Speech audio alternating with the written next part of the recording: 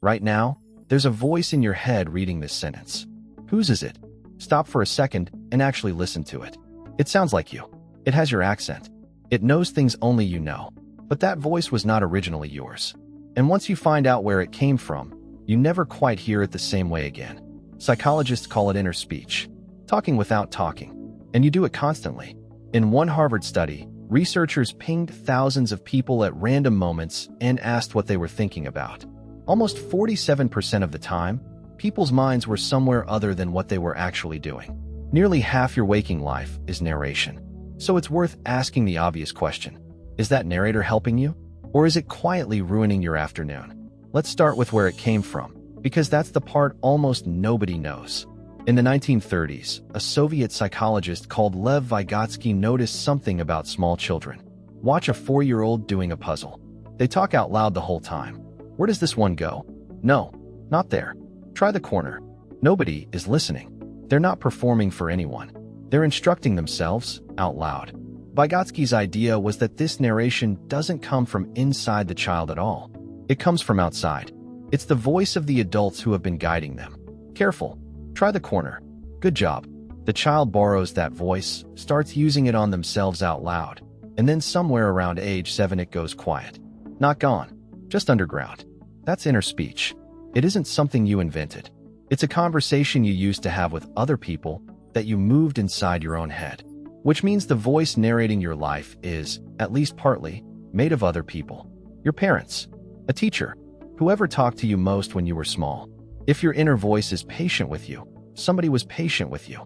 And if it's brutal, that came from somewhere too. And this isn't just a tidy theory. You can watch it happen in the brain. When you talk to yourself silently, the region that handles actually producing speech switches on. So do the motor areas that would normally move your mouth. Your brain is running the full machinery of speaking and stopping just short of the sound. But the stranger finding is what happens when your inner voice turns into a conversation. When people are asked to imagine the other side of an argument, the brain doesn't only use the usual language regions on the left.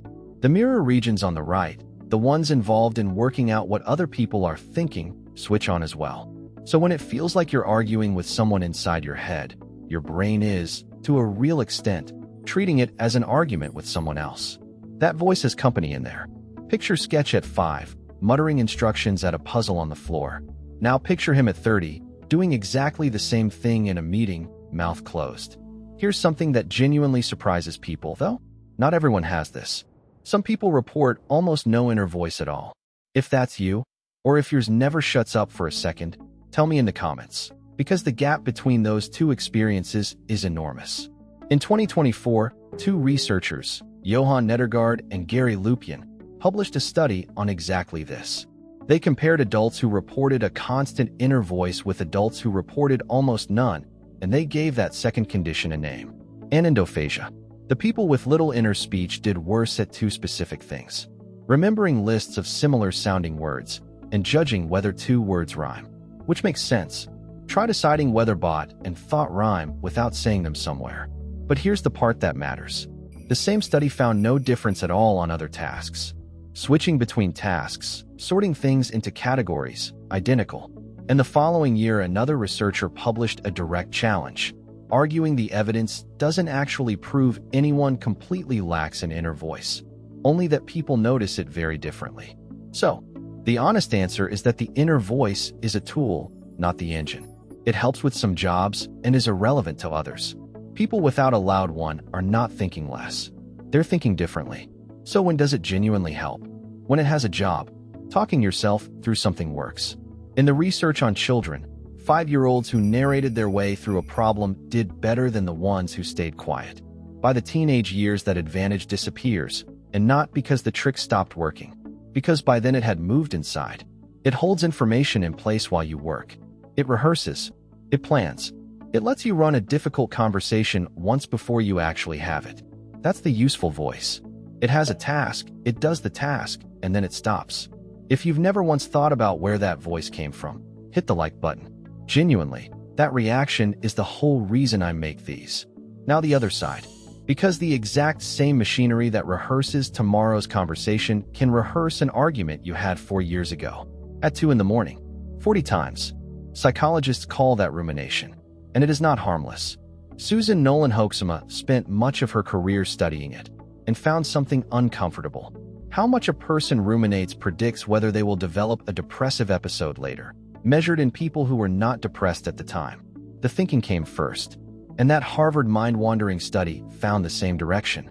They tracked people over time and concluded the wandering was generally the cause of the unhappiness, not the result of it. That's the part worth sitting with. It isn't just that unhappy people drift. It's that drifting makes people unhappy. So the inner voice is not neutral. Left with nothing to do, it tends to default to reviewing your worst moments. What's yours like at 2 in the morning? I'm honestly curious whether anybody's inner voice is actually kind to them at that hour. Here's the part one find most useful.